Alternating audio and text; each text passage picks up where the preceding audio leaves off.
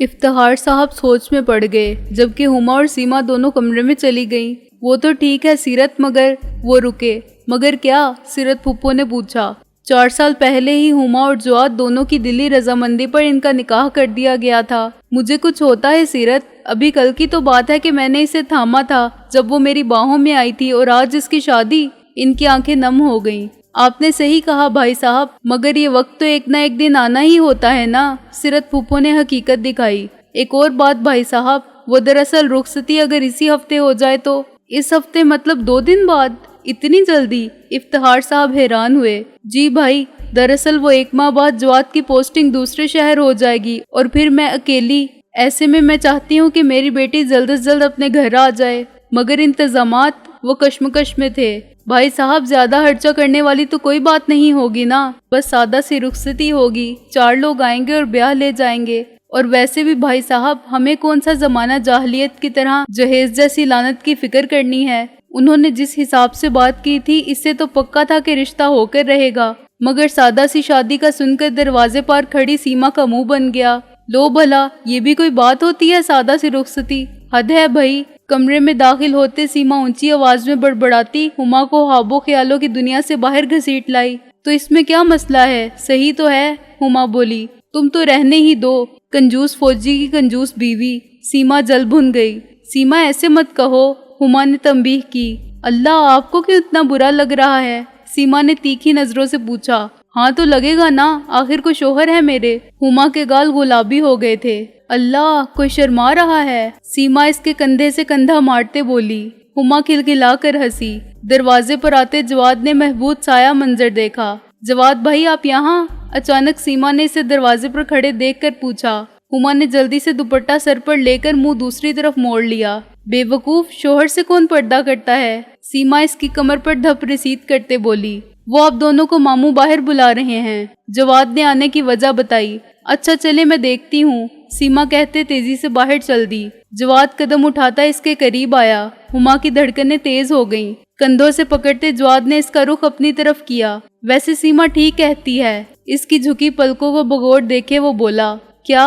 اس کی نظروں کی تپش سے پریشان ہوتے ہما نے پوچھا۔ یہی کہ شوہر سے کیسا پردہ؟ وہ ساتھ ہی محبت سے اس کے ماتھے کو چومتا وہ آنکھیں موند گیا۔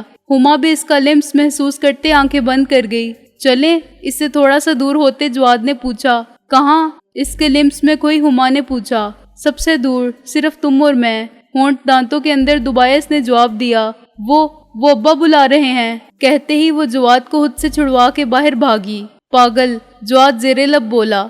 مومن کے ماں باپ کی موت کو ہوئے 5 ماہ ہو چکے تھے، مگر وہ اب بہت ریزرو ہو گیا تھا۔ ٹامس اور مارتھا، البرٹو کے والدین، مومن کو اڈاپٹ کر چکے تھے۔ پہل تو انہوں نے کچھ نہ کہا کیونکہ وہ اس کی ذہنی کنڈیشن سے آگاہ تھے، مگر اب تو پریشان ہو گئے تھے۔ مومن بہت بدل گیا تھا، البتہ ایک عادت اس کی ابھی بھی نہیں بدلی تھی، اور وہ تھی 5 وقت کی نماز، جو وہ باقاعدگی سے پڑھتا تھا اور دعا بھی مانگتا تھا۔ اسے 7 سال کی عمر میں ہی اس کی ماں نے نماز پڑھانا شروع کر دیا تھا، اور وہ خود بھی جوش و خروش سے نماز پڑھتا تھا۔ سب لوگ اس وقت کھانے کی ٹیبل پر موجود تھے۔ مومن ہر ڈش کو گھور رہا تھا، مگر کسی کو ہاتھ تک نہ لگایا تھا۔ اسے تو بس وہ ڈش کھانی تھی جو اس نے اس رات کھائی تھی، مگر وہ ہر رات ڈنر پر اس ڈش کو نہ پا کر اداس ہو جاتا۔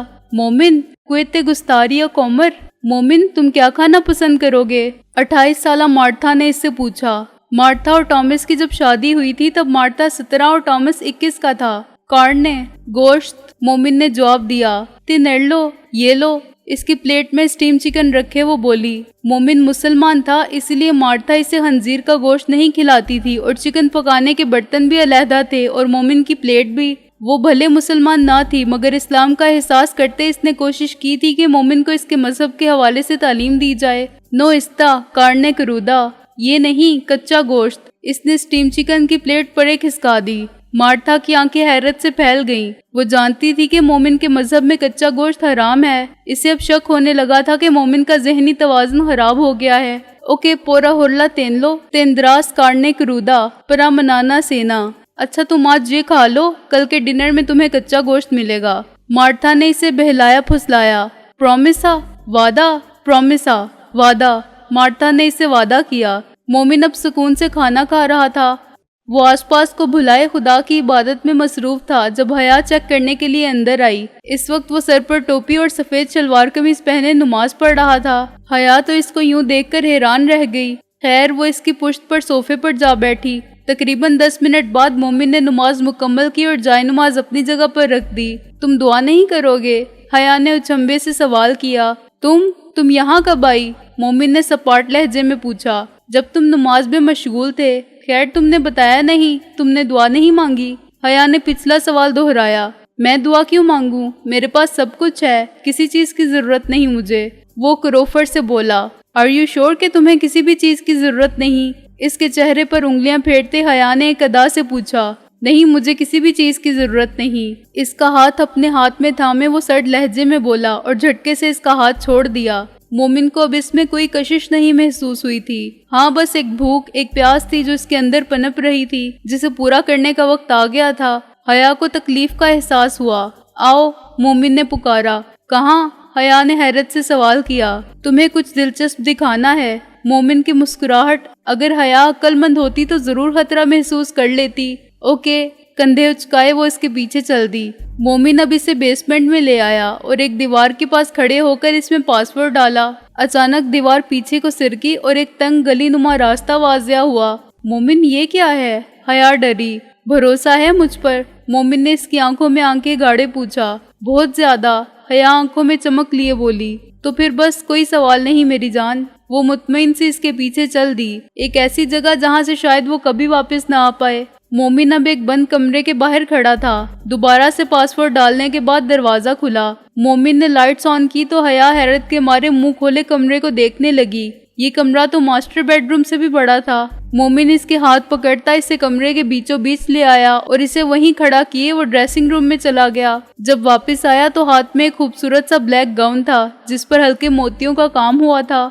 جاؤ ریڈی ہو جاؤ، حیا کی طرف گاؤن بڑھاتے وہ بولا۔ حیا نے بھی کوئی سوال کیے بنا گاؤن پکڑ لیا اور واش روم کی سمت چل دی۔ مومن روم میں موجود ریفریجریٹر کی طرف آیا اور اس میں سے لال مشروب کی بوتل نکالے گلاس میں انڈیل دی۔ جب گلاس بھر گیا تو وہ بوتل اندر رکھتے گونٹ گونٹ مشروب اندر اتارنے لگا۔ اتنے میں حیا گاؤن پہنے باہر آئی۔ مومن قدم بڑھاتا اس کی طرف آیا اور چہرے پر جھلتی بالوں کی لٹ کو پیچھے کیا۔ مومن آئی نیڈ یو، حیا مخمور لہجے میں بولی۔ مومن نے غور سے اس کی آنکھوں کو دیکھا جن میں محبت کی جگہ طلب تھی، مطلب تھا، لسٹ تھی۔ مومن کے گلے میں باہیں ڈال کر وہ اسے چپک گئی۔ پوتا سنگرینتا، ینچ عورت، وہ سپینی زبان میں بولا۔ کالی سحر زدہ آنکھیں سرد ہو چکی تھی۔ مومن نے حیا کو خود سے دور کیا اور مشروب والا گلاس اس کے ہونٹوں کے پاس لے آیا۔ حیا نے مومن کی آنکھوں میں دیکھتے گلاس منہ کو لگا لیا، مگر اگلے ہی پل اس نے مشروب تھوک دیا۔ یہ کیا ہے؟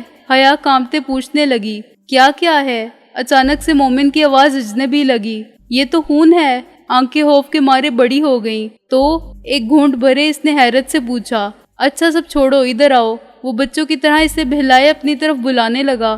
حیا نے نفی میں سر ہلایا۔ ادھر آؤ۔ اب کی بار وہ دھاڑا۔ مجھے گھر جانا ہے۔ اچانک حیا کو اپنا سانس بند ہوتا محسوس ہوا۔ کیا تمہیں لگتا ہے کہ میں تمہیں جانے دوں گا؟ حیا کی آنکھوں سے اب آنسو نکلنا شروع ہو گئے تھے۔ کم آن بیبی، میں نے تمہاری نیڈ پوری کی ہے، اب تم میری بھی کرو۔ وہ اس کو اپنے پاس بلانے لگا۔ حیا دوڑ کر دروازے کی طرف بڑھی۔ اس نے دروازہ کھولنے کی کوشش کی مگر بے سود۔ اچانک اسے خود پر بوجھ سا محسوس ہوا۔ ایس فروزو سوسیو، یہ ایک بیکار کوشش ہے۔ کان کے پاس اس کی سرسراتی آواز۔ حیا کو پہلی بار اس سے خوف محسوس ہوا۔ پلیز مجھے جانے دو۔ وہ رونا شروع ہو گئی تھی۔ وینس ایکوی پراننکا والور، تم یہاں آئی ہو کبھی واپس نہ جانے کے لیے؟ وہ مسکرایا۔ کون ہو تم؟ حیا نے ڈر کر پوچھا۔ فاؤنا، وائلڈ لائف، حیوان۔ وہ پراسرار سا مسکراتا شکار کو اپنے شکنجے میں لے گیا اور پھر چیخوں کا ختم نہ ہونے والا سلسلہ شروع ہوا۔ نہیں، چھوڑو مجھے، چھوڑو پلیز۔ وہ نیند میں چلا رہی تھی، رو رہی تھی، اس کا پورا بدن کانپ رہا تھا۔ سیما، اٹھو، کیا ہوا ہے؟ سیما، ہما جو اس کے برابر میں سوئی ہوئی تھی اسے اس حالت میں دیکھ کر پریشان ہو گئی۔ اس نے فوراً لائٹ جلائی اور بیڈ سائڈ پر رکھا پانی گلاس میں ڈالے اس کے پاس لائی۔ سیما اٹھو، شاباش، اٹھو، لو پانی پیو، دیکھو برا خواب ہوگا، اٹھ جاؤ سیما۔ ہما نے اس کا ہاتھ پکڑ کر ہلایا اور اسے اٹھانے لگی۔ کچھ دیر میں سیما نے مندی سی آنکھیں کھولی اور ہما کو دیکھنے لگی۔ اس کی آنکھیں رونے سے لال ہو چکی تھی۔ ہما کا دل کانپ اٹھا۔ اس کی ایسی حالت دیکھ کر ہما نے اسے پانی پلایا اور پھر وہیں اس کے سرہانے بیٹھ کر قرآنی آیتیں پڑھنے لگی۔ کچھ وقت لگا تھا مگر سیما دوبارہ نیند میں چلی گئی تھی۔ ایسا پہلی بار نہیں ہوا تھا۔ سیما کو پچھلے کچھ مہینوں سے یہی خواب آ رہا تھا۔ کوئی تھا جو اس کے پیچھے تھا، اس کے وجود پر قابض ہو رہا تھا، مگر ہر صبح اٹھ کر سیما کو یاد رہتی تو صرف 2 کالی آنکھیں جو اس کے پیچھے تھی۔ ہما نے دوبارہ سیما کو دیکھا جو پرسکون سی نیند کی وادیوں میں گم تھی۔ اے میرے اللہ، ہم سب کو اپنے حفظ و امان میں رکھنا اور ہم سب کو بچانا ہر برائی، ہر شر اور ہر مصیبت سے۔ پیار سے سیما کے بالوں میں ہاتھ پھیرتے ہما نے دعا کی۔ مومن اب بہت زیادہ خاموش ہو گیا تھا۔ وقت کے ساتھ ساتھ وہ بڑا ہوتا جا رہا تھا۔ آج ٹامس اور مارتھا کی شادی تھی۔ مومن حیران نظروں سے انہیں دیکھ رہا تھا۔ 5 سال ہو چکے تھے مومن کے ماں باپ کو مرے۔ وہ ایک خوبصورت لڑکا جس کی کالی سحر انگیز آنکھیں ہر کسی کو دیوانہ کرنے پر مجبور کر دیتی تھی۔ مومن جو یہ سمجھ رہا تھا کہ ٹامس اور مارتھا شادی شدہ ہیں، اسے اب معلوم ہوا تھا کہ ان کی شادی نہیں ہوئی تھی بلکہ وہ لیو ان ریلیشن شپ میں تھے۔ یہ ایک رشتہ تھا جس میں مرد اور عورت بنا شادی کے میاں بیوی کی طرح زندگی گزارتے ہیں، اور آج 16 سال اکٹھے گزار لینے کے بعد اور ایک بیٹے کے بعد ٹامس اور مارتھا کو یقین ہو چکا تھا کہ انہیں واقعی میں ایک دوسرے سے محبت ہے اور اب انہیں اپنی آنے والی زندگی ایک ساتھ گزارنی چاہیے۔ کوئی استاس ہسیاندو اکوی، تم یہاں کھڑے کیا کر رہے ہو؟ البرٹو نے اس کے پاس آ کر پوچھا، جو ہاتھ میں جوس کا گلاس لیے بے نیاز سا ارد گرد دیکھ رہا تھا۔ ایکسترانو، عجیب ہے سب، مومن نے ارد گرد نظریں دوڑائے جواب دیا۔ کوئی ایکسترانو، کیا عجیب؟ البرٹو نے حیرت سے سوال کیا۔ اس بودا تیتوس پرادیس، تمہارے ماں باپ کی شادی، یہ کیوں؟ تو کیا؟ البرٹو نے کندھے اچکائے۔ I mean, it's quite strange that after 16 years of live-in relationship, your parents come to know that they should get married. I mean, wow, interesting. مومن کی بات پر البرٹو نے ادھر ادھر نظریں گھما کر دیکھا کہ کہیں کسی نے اس کی بات سن تو نہیں لی۔ البرٹو کا خاندان اسپین کے ایک گاؤں سے تھا۔ یہاں کے لوگ پڑھائی کی طرف زیادہ توجہ نہ دیتے۔ یہاں کی عوام کاشتکاروں پر مشتمل تھی، اس لیے وہ لوگ انگلش زبان سیکھنے پر زیادہ وقت نہ خرچ کرتے۔ اور یہاں کی عوام خاص محب الوطن لوگوں پر مشتمل تھی جنہیں اپنی زبان سے جان جانے کی حد تک محبت تھی۔ مگر البرٹو کی سوچ ان سے الگ تھی۔ وہ ترقی کرنا چاہتا تھا، شہر میں بسنا چاہتا تھا، اسے پیسے سے مطلب تھا، وہ ڈھیر سارا پیسہ کمانا چاہتا تھا۔ مومن کے ماں باپ پاکستان سے یہاں اسپین میں شفٹ ہوئے تھے، مگر اس گاؤں میں رہنے کے باوجود انہوں نے مومن کی تعلیم پر کافی محنت کی تھی، اور یہ مومن کی ہی استادی کا نتیجہ تھا کہ البرٹو بھی آج اچھی خاصی انگلش بول اور سمجھ سکتا تھا۔ مگر اب مومن اردو بولنے لگا تھا۔ دے جار استے تیما کیورو دے سرتی الگو، چھوڑو اس بات کو، مجھے تم سے ضروری بات کرنی ہے۔ البرٹو ادھر ادھر نگاہیں دوڑائے بولا۔ ایسو، بولو، مومن نے اجازت دی۔ یا سب سے آنا، تم اینا کو جانتے ہو؟ البرٹو نے سوال کیا۔ اینا؟ مومن نے حیران کن نظروں سے پوچھا۔ کوئی ہے دیالا؟ اس کے بارے میں کیا؟ مومن نے سوال کیا۔ ایلا استا انترستادا انتی، وہ تمہیں پسند کرتی ہے۔ میرا ایلی استا ایلا، وہ دیکھو وہ رہی۔ البرٹو نے اس کا دھیان اس لڑکی کی طرف کروایا۔ مومن نے البرٹو کی بتائی گئی سمت دیکھا جہاں ایک خوبصورت سی لڑکی کھڑی تھی۔ بھورے لمبے بال، اس کے گالوں پر پھیلی سرخی، نیلی چھوٹی آنکھیں، وہ بہت خوبصورت تھی، بالکل گڑیا جیسی۔ مومن ایک پل کو تو اسے دیکھ کر اپنی جگہ جم کر رہ گیا۔ اس کا دل ایک الگ طریقے سے دھڑکا۔ ایلا اس ہرموسا، وہ خوبصورت ہے۔ مومن نے اس کی طرف دیکھے بولا۔ ایلا تے گستا، تمہیں وہ اچھی لگی؟ البرٹو نے سوال کیا۔ سی، ہاں، مومن ابھی بھی اسی طرف دیکھتے بولا۔ اینا مومن کو خود کی طرف تکتا پا کر شرما کر پلکیں جھکا گئی۔ یہ پہلا قدم تھا مومن کا محبت کی طرف، اور پہلا ہی قدم تھا اس کی بربادی کی طرف، اور دوسرا قدم اس حیوان کی طرف جس کو وہ سلا چکا تھا۔ مگر شاید اب وقت آ گیا تھا کہ وہ حیوان ایک بار پھر اجاگر ہو۔ کراچی انٹرنیشنل ایئرپورٹ پر حد سے زیادہ رش تھا۔ آنے اور جانے والے اتنے نہ تھے، مگر ایئرپورٹ سے باہر نکلتے ہی چھوڑنے والے اور لینے والوں کا رش لگا ہوا تھا۔ بیٹا سب چیک کر لیا نا؟ سارا سامان ہے نا تمہارے پاس؟ 40-45 سال کی ایک عورت نے دوبارہ اپنے بیٹے سے پوچھا، جو گانوں میں ہینڈ فری لگائے ارد گرد سے بے نیاز اپنی دنیا میں مگن تھا۔ بس آنکھوں میں امریکہ جانے کا خواب تھا۔ او کم آن مام، میں چیک کر چکا ہوں، سب سامان ہے میرے پاس۔ اسٹاپ اریٹیٹنگ می، وہ جی بھر کر بدمزہ ہوا۔ بیٹا دیکھیے مام، میری فلائٹ کی اناؤنسمنٹ ہو گئی ہے، مجھے اب جانا ہے، اوکے بائے۔ پرجوش سا بولتا وہ اپنی ماں کے گال کو چومتا وہاں سے چلا گیا۔ سر، یور پاسپورٹ اینڈ ویزا؟ اپنے ڈاکومنٹ چیک کروا کر وہ اندر جانے والا تھا کہ ایک افسر نے اسے روک لیا۔ سر، ان کے سامان سے ڈیڈ باڈی ملی ہے۔ ایک اور ورکر جو سامان کی تلاشی لے رہا تھا اچانک بولا، جس پر اس لڑکے کو جانے سے روک دیا گیا۔ اب وہ انٹیروگیشن روم میں تھا۔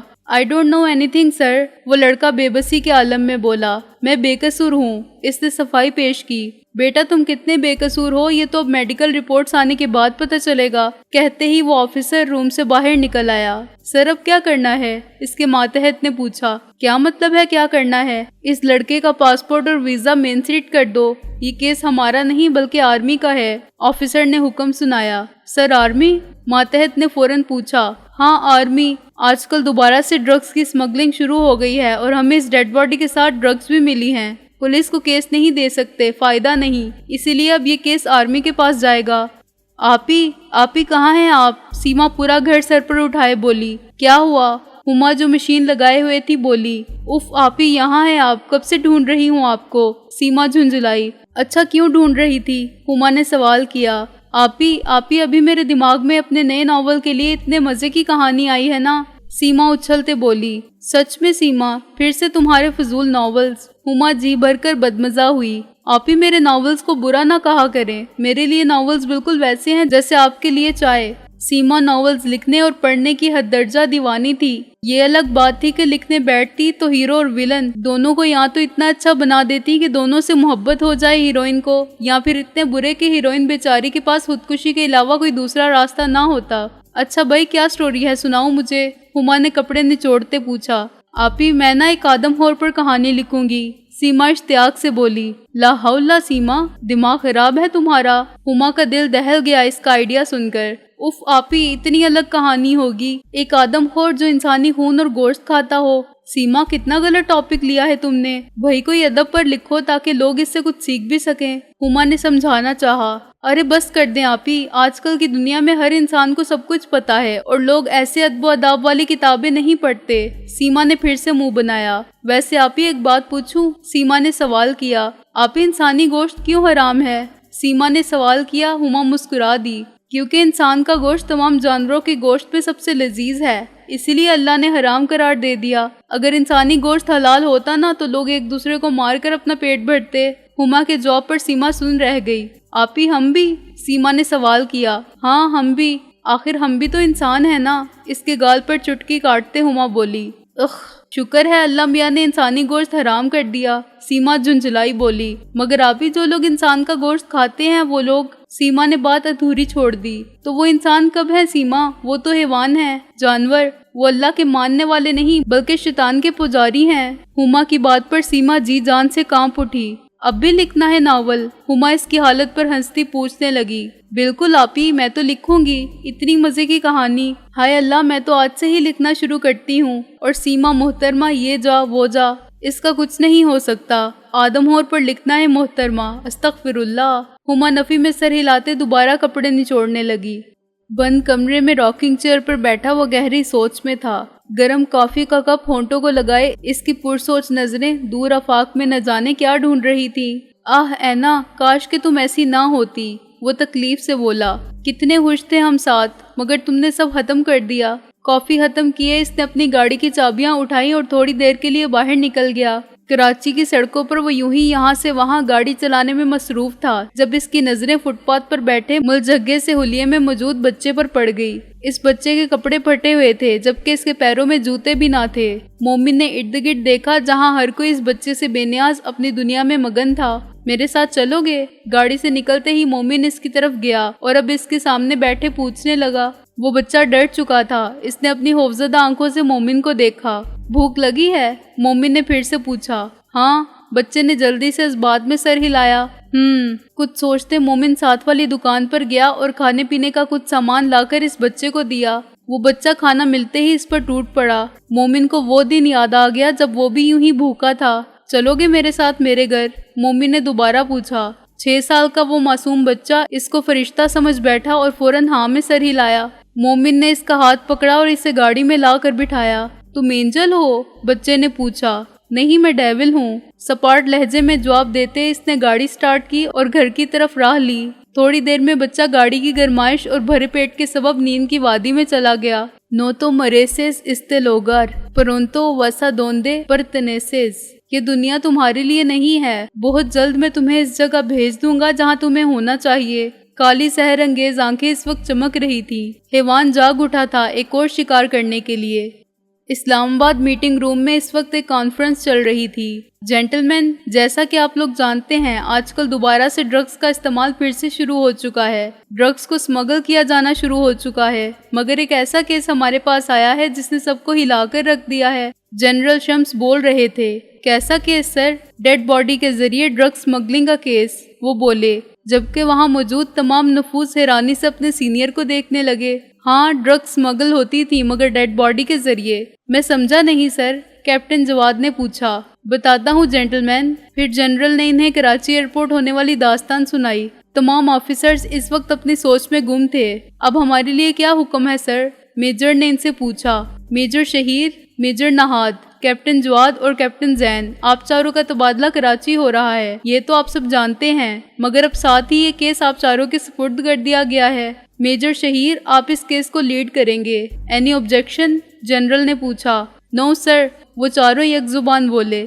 Good, meeting is over. کہتے ہی جنرل اپنی نشست سے کھڑے ہوئے تو وہاں موجود سب آفیسرز کھڑے ہو گئے اور جنرل کے جانے کے بعد ہی وہ بھی نکلنے لگے. کیا سوچا جا رہا ہے کیپٹن؟ جواد کو سوچتا پا کر نہاد نے پوچھا. یہی کہ کیا یہ کیس واقعی ڈرگز کا ہے؟ جواد نے بتایا.